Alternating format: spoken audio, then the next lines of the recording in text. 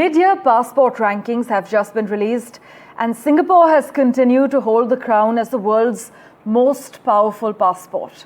But India has recorded the largest jump in ranking over the past 6 months, climbing 8 places from 85th to 77th, despite only adding 2 destinations to its visa-free tally, now at 59.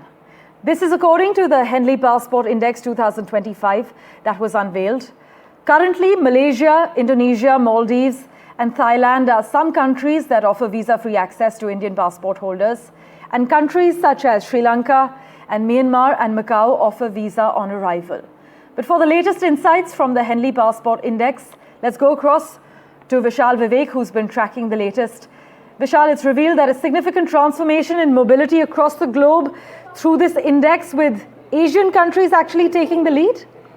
That is exactly right, and this is India's biggest leap as far as the index of the rankings of the global passports are concerned. So India has climbed 8 spots on the global index published by Henley, as you mentioned earlier. Earlier, India was ranked 85th, and now it's moved to the 77th spot. This comes after, a few months ago, India had dropped in the ranking, so this is a welcome news. And this means visa-free entry to 59 countries. So Indians will be able to fly out to as many as 59 countries without the requirement of any visas.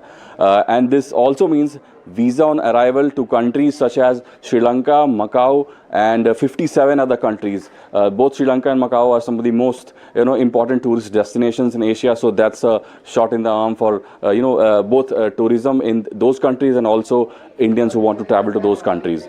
So these rankings also showcase that Asia has dominated the global mobility rankings, and also at the same time showed that US and UK powerhouses in their own right, they have dropped in the rankings.